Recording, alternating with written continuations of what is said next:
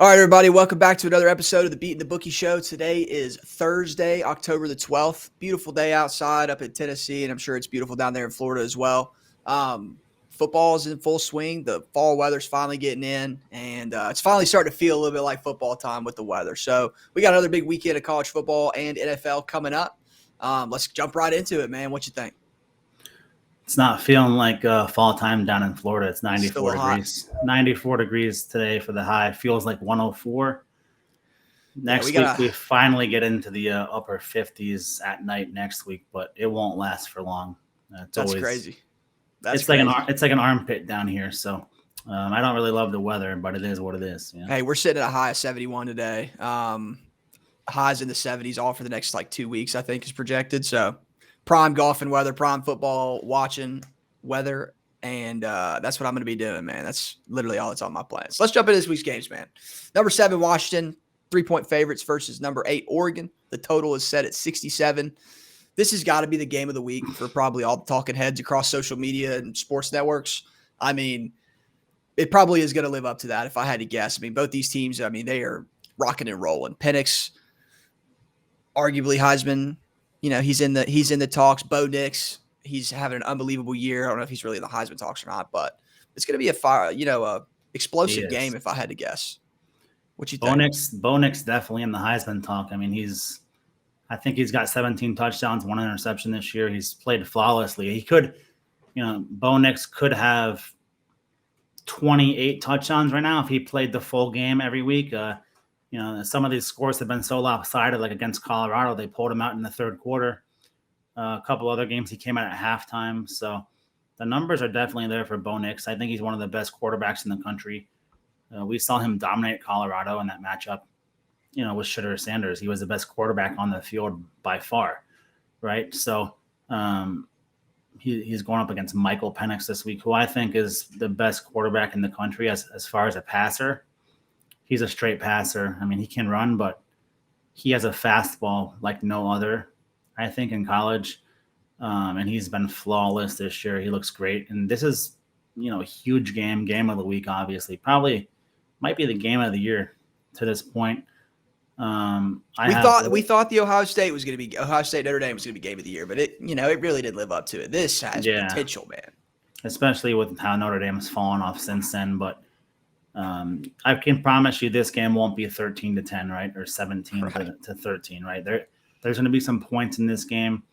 I like both these teams. I have a future on, I played one future in the preseason that was Oregon to win the title at 40-1. So, I hope Oregon wins for my future's sake. Of course. But I think 40-1 is insane. I think, honestly, even the team who loses this game, I think they still have an outside shot to play in the playoff. Because the Pac-12 is so strong this year. They have 7 ranked teams, the most of any conference in the country. It's the Pac-12's strongest year.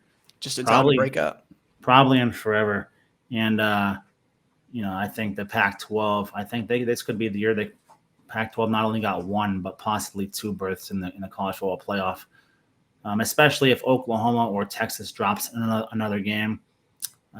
Because the Pac-12 has such strength this year. They did. When you look at their rankings, they're going to have great wins and stuff like that. And there's so many teams; it's so deep. I think the Pac-12 has a good chance. So I think whoever loses this game is still not out of it. But I'm looking forward to a shootout. I mean, these are 2 of the probably 5 best quarterbacks in the country. It's definitely going to be a Heisman showcase game. I think Penix is the favorite for the Heisman right now. So I'm definitely looking forward to a shootout. And like I said, I think I would favor Oregon slightly right now because they've played, a couple big games to this point, whereas Washington they really haven't played anyone too tough yet. And they've given up some points too. Washington has. They have, and I think Bo Nix. If Oregon's rolling, they're going to be hard to stop. But if Penix is throwing darts, it's going to be hard to stop. I do like the over in this one, and I know that's the obvious play, but these are 2 of the best offenses in the country. Right. I mean, I like the over here. 67. It's a 2:30 Central Time start on Saturday. So, game of the week, man. Everybody's going to be tuned into that. Moving on. Number 21, Notre Dame, 3-point favorites versus number 10, USC. Total set at 62.5. This game, 3 weeks ago would have been exploding everybody's heads more so than Washington, Oregon. But Notre Dame, like you said, a few minutes ago, they've kind of gotten a little stagnant. They're not really looking that great right now. And USC, they're giving up points left and right. I don't guess you could say they're really looking that great either. So this is going to be an interesting game this weekend for sure, Notre Dame and USC, but I don't really know which way to lean. I mean, USC +3 has got to be where I'm going, but definitely. I mean, look, Notre Dame, they're a good story to start this season with Sam Hartman coming over from Wake Forest, but what I'm seeing lately is, an old dog can't change his stripes, really, right? Sam Hartman, the last year at Wake Forest, is a turnover machine in some spots, right? I saw him turn the ball over 4 times in one quarter before, right? So he can turn the ball over in spots, and he's very spotty with his play. If things, he's not really a creator of offense, right? He has to have time to throw, stuff like that. If his pocket's not clean, it's going to be tough for him to run, scramble like that, because he's not a big scrambler. Caleb Williams, on the other hand, we know what he can do, right? And I think USC's kind of been playing possum this year, right? They've kind of, they've faced some crappy teams so far. They kind of played possum so far, kind of like going down in games, coming back to win, like against Arizona. They can score points, right? USC's got a top 5 offense in the country, right? Notre Dame absolutely doesn't. No doubt.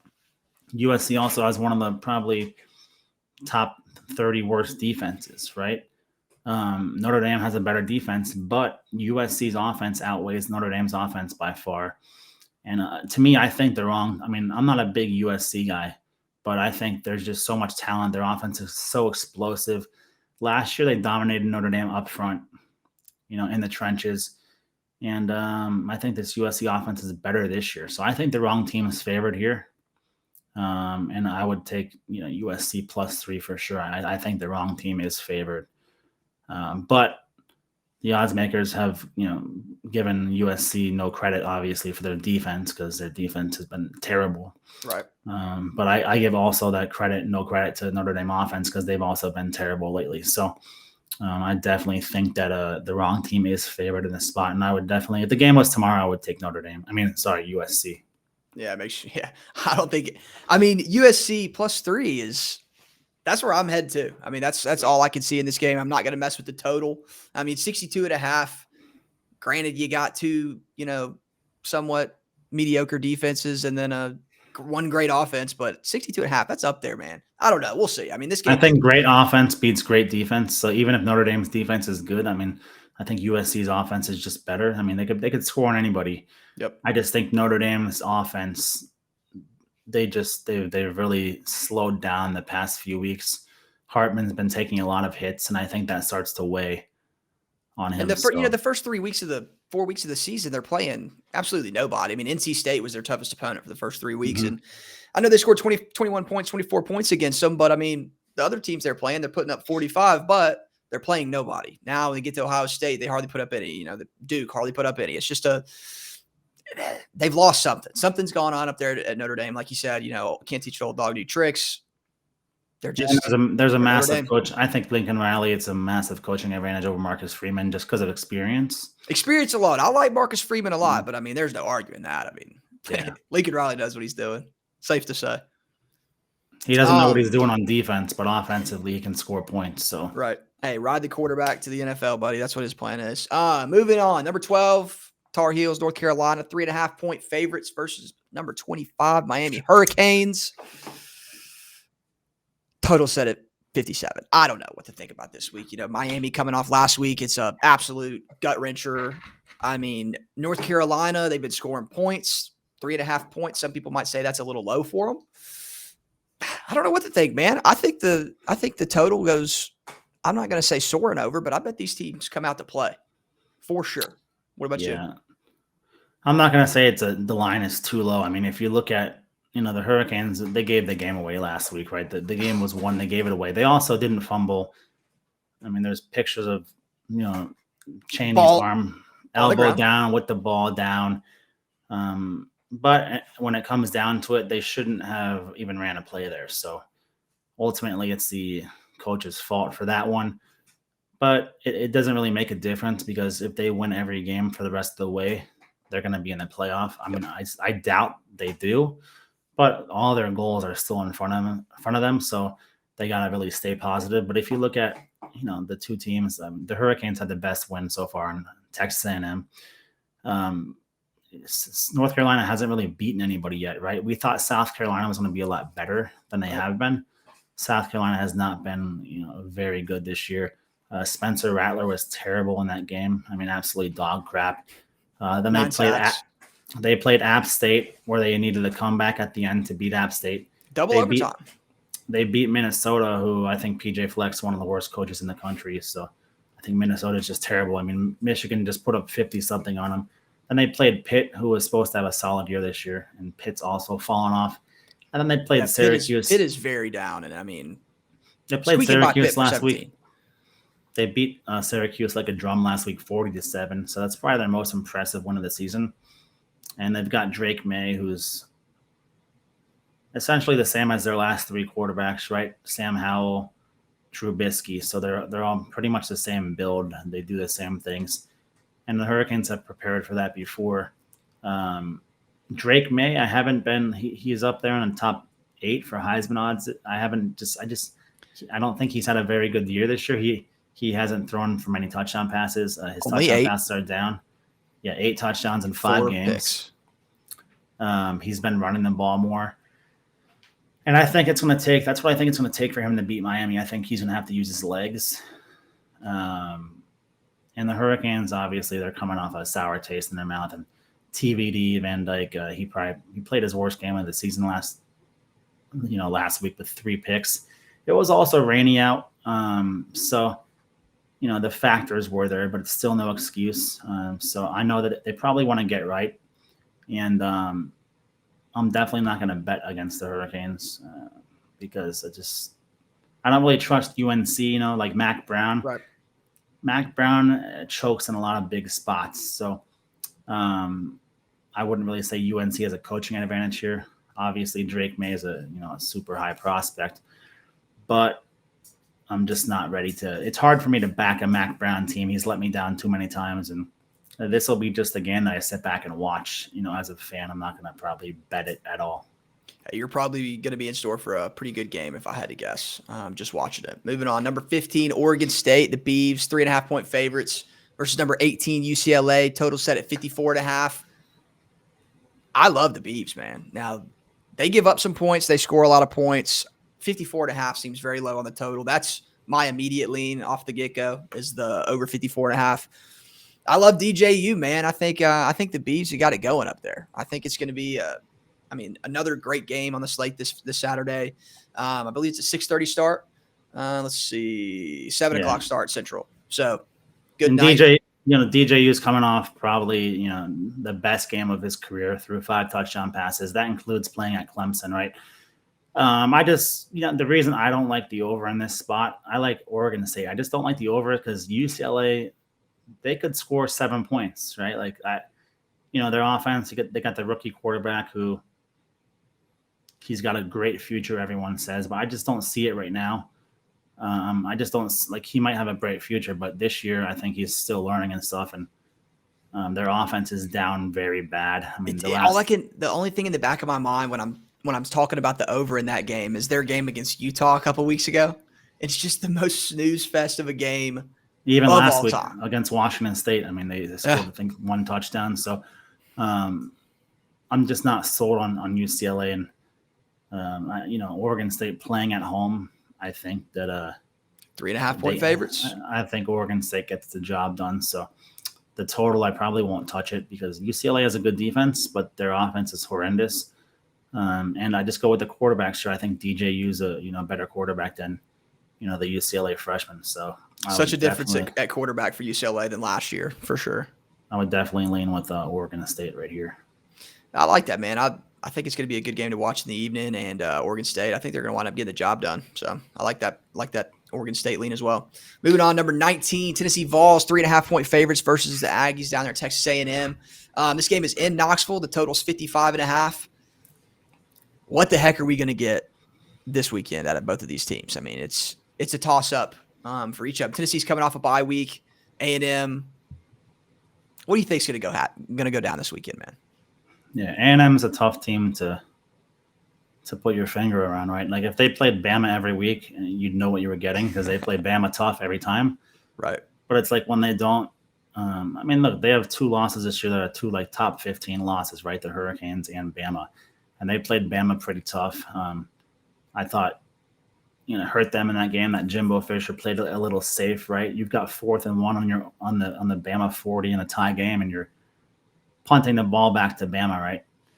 So I think Jimbo played it a little safe last week. They also got some help from the refs that let them stay in the game basically at the end. Mm-hmm. But Tennessee this year with Joe Milton, they've been all over the place, right? Like they look great, but they can't move the ball. Josh Heupel hasn't really done it for me much this year. And I think this is a big game, obviously, for Tennessee because if they get their second loss already, they probably fall out of the top 25. The fans are going to be pissed. Oh, and I would definitely probably lean Tennessee here. I mean, it's a tough game. It's really like a toss-up, right? I do think Jimbo Fisher is the better coach out of the 2, which is not really saying much. But this game is with Texas A&M. You could see a shootout or you could see a low-scoring game. But I do think Texas A&M has the better defense. But it's all about can Texas A&M, can they move the ball? And they got to take chances, right? With 2 losses already, Jimbo might start taking some chances. And they'd be scary if those chances connect. Yeah, they might be. And I just, like I said, Joe Milton doesn't really impress me, but I do think he's probably the better quarterback out of the couple guys. And Max Johnson and the Johnson to Johnson brother at tight end. It's a tough game, right? This is another one of those SEC toss-ups, right? Like the rivalry game.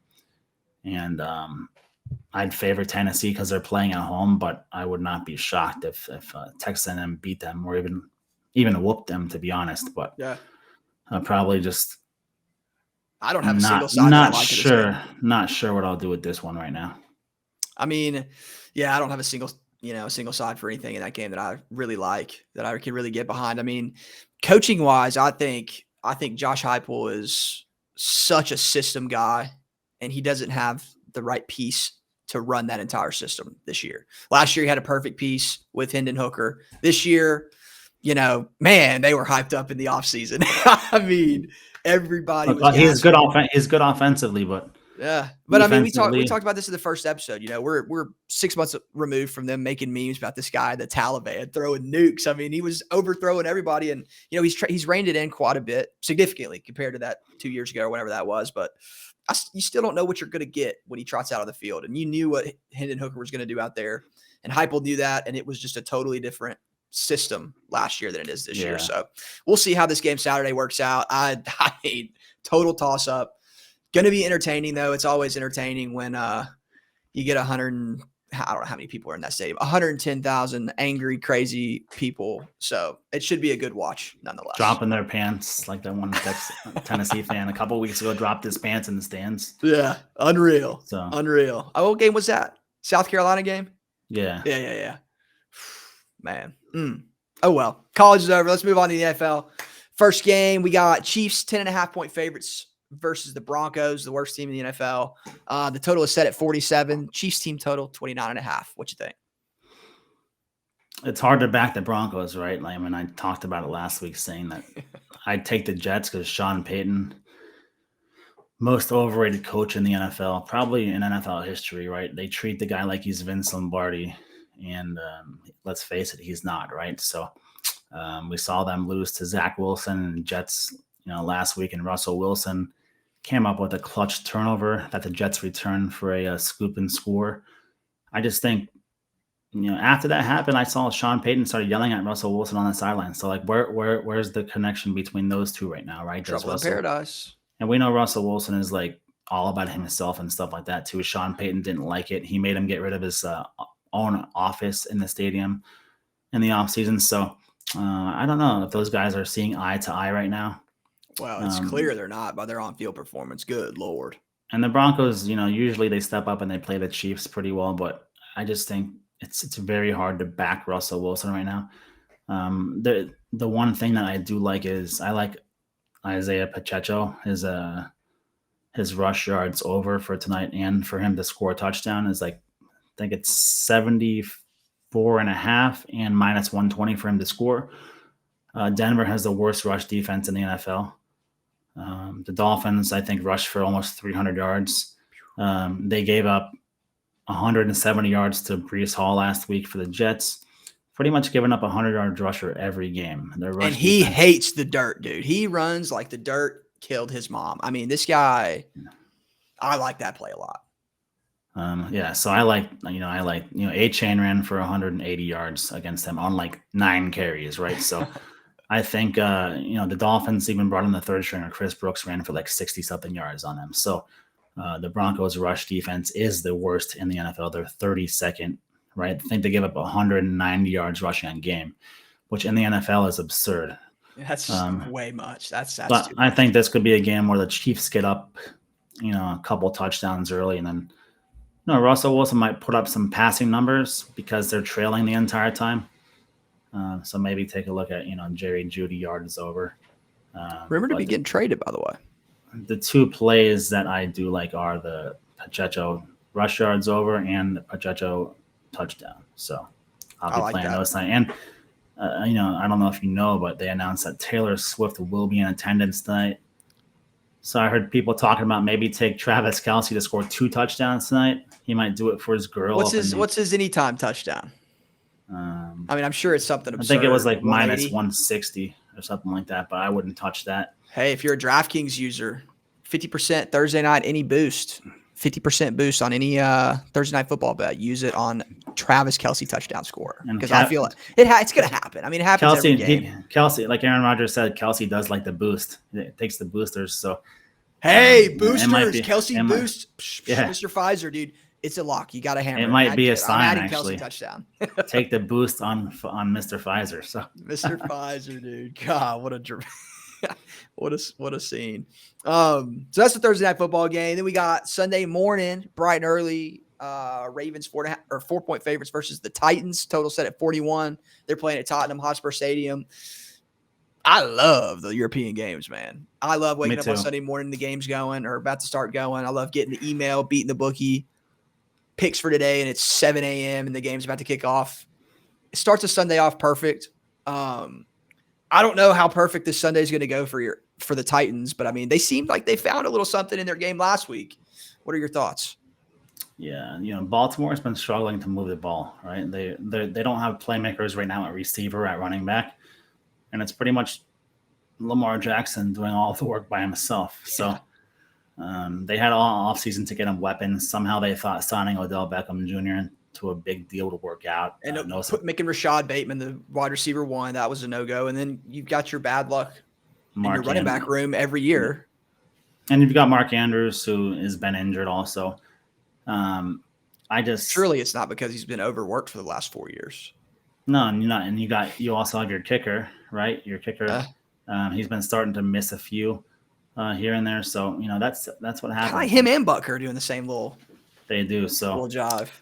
But at the same time, the Titans are a very weird team, right? Like you never know which Titans team is going to show up, right? Are they the ones that show up and blow out the Browns, or are they the ones that just show up and get their doors blown off by like a Houston or something? So, Ryan Tannehill has always been up and down. They haven't been running the ball with Derrick Henry very much at all this year, so. His rushing attempts every week sits around 18.5, 19.5. But he's been getting like 12, 13 carries a game. I mean, that's something to take a peek at for this upcoming Sunday if they haven't adjusted, which I'm sure they have. Is he even happy playing? I mean, I don't think he's happy getting 12 carries a game. So this is probably the worst game we're going to see in London. Tannehill, you just don't know which one's going to show up. If I had to it's hard to lay 4 though with that Ravens. It could be offense. 7-3, dude. It could be 7-3.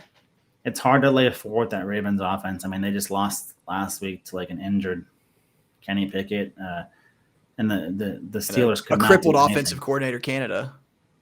the Steelers could not do anything. They were chanting "Fire Canada" at the Penguins game 2 nights ago. So As the Blackhawks won 4-2. If I had to if you put a gun to my head, I had to take a side right here. I'd probably take the Titans +4 just to take the points because I think it's just tough for the Ravens to score right now. So I'd probably lean with the Titans because at least they have a few playmakers. I just feel like Baltimore just has Lamar Jackson on offense, and that's it.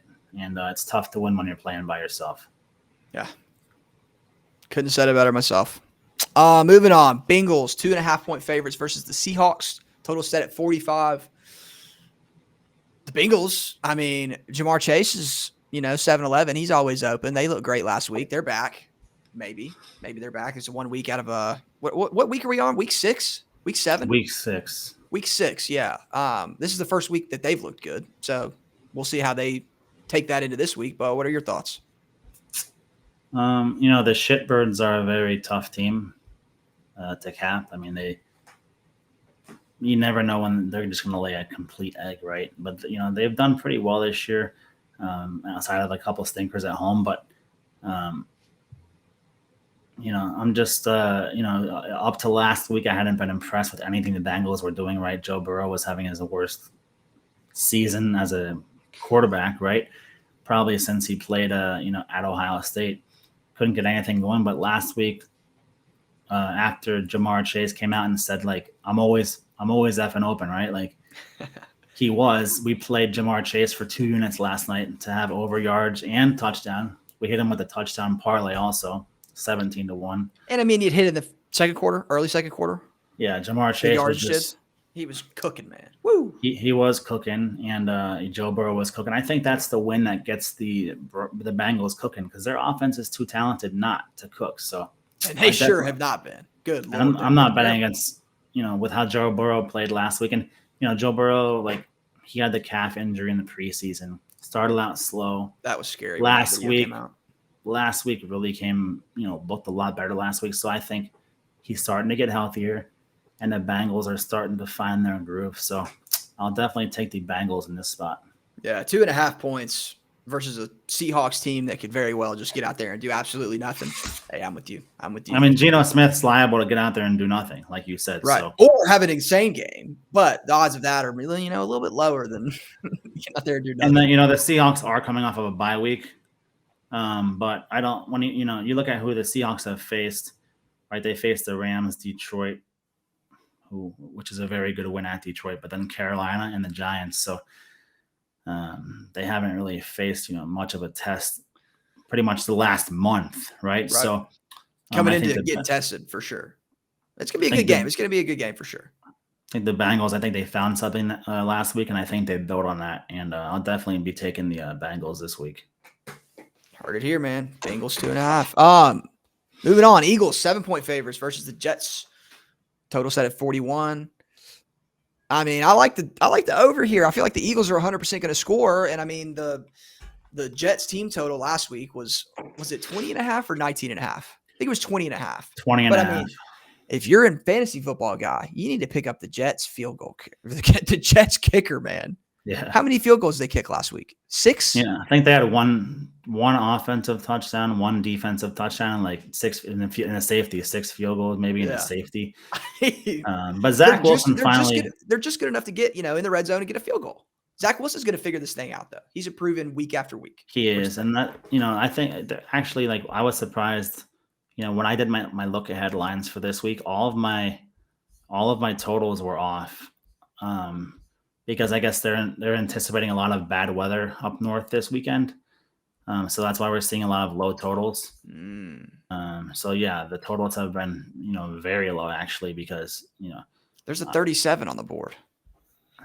There is at San Fran, Cleveland. Yeah. So they must be expecting really bad weather at Cleveland because San Fran can easily put up 37 by themselves. Right. So, I think there's a lot of bad weather anticipated up north, so that's why we're seeing some low totals. But the Philly Jets game, it's a lot of points on the road. Obviously, the Eagles are, the NFC champions. They're undefeated. Nobody really expects much of the Jets this week. So I think that's, maybe that's when the Jets can come up and surprise them. Yeah, it's But the perfect spot for the Jets to show up and do something. I mean, I'm there's not definitely a not. single person that's thinking The Eagles defense is pretty good. They force a lot of turnovers, and it's just tough to see. Little Zach Wilson interception prop. Yeah, it's tough to see the Jets winning that game. Maybe like a backdoor cover at the end, but I'd probably just stay away from it. It'd probably be the Eagles or nothing for me. Yeah. The Jets last week, the team total was I felt really pretty comfortable about tailing that play of yours. But this week, I mean, the Eagles defense is good enough to hold the Jets to nothing. So we'll see how it winds up. Entertaining week of football, man. We got a lot of good games, a lot of good NFL games. Well, not as many good NFL games as college games, but the college slate is, absolutely loaded. We're going to be, fairly entertained all day Saturday, if I do say. Yeah, I mean, I like college football right now because the entire week we've got games Tuesday through Saturday, right? You can't really beat it. The next 48 days, I think we've got a football game. We've got the Fun Belt. We got Maction coming up pretty soon on Maction Tuesdays, which are my favorite. I think I've hit 95% in Maction Tuesdays the last Buy the packages 3 years. So looking forward to hitting some. We hit a touchdown parlay last weekend for clients, 17-1. The past 2 weeks have been. We actually had a huge. I gave out like a 12-teamer for fun last week. It was like 8,000-1 or something. It paid, and we hit 9 out of 12 legs, and the 3 that didn't hit were like crappy beats. So we're getting pretty close. We're seeing the board pretty well. We mopped up last night, going 2-0. So I'm just looking forward to a big weekend of football. And when you put that together with NHL, we're very busy. Exactly what I was about to say, man. NHL off to the races, man. We've got some good games the past couple nights. Panthers open up tonight, so I'm looking forward to it. Looking forward to defending the Eastern Conference Championship, and that's about it. We've got a busy week. Every week's busy here. Every weekend's busy for pretty much the rest of the year. So it's the best time of the year, man. Best time of the year for sports. Best time of the year to be in this line of work. Make sure if you're listening to follow BeatinTheBookie on Twitter, giving out free plays. We gave out the Sabres team total over yesterday. Senators. Yeah. And of course it's smacked easy. So, man, make sure you follow on Twitter, get access to free plays, check out the website, check out the packages. Thanks for tuning in, guys. We have a great time coming here and talking sports with you every week. And as soon as we get done, we start talking about how we're looking forward to the next one. So appreciate all you guys. I got my new cat. Oh, what's the name? Tootsie. Yeah. Hello, Tootsie. She was running around in the background the entire time right now making noise. So, well, that's she was a little bit more respectful than my dog was last week, doing a little barking in the background. So thank you, Tootsie. Yeah, that's all I got, man. Anything else? No. Also, if you guys wanted to ever ask any questions or anything, you want us to answer any questions, you can just email me or tweet me, and we'll try to get those questions answered on next week's show. Let's do it, man. Let's do it. All right, everybody have a good weekend. Enjoy some football. Enjoy some hockey, and we'll see you guys next week.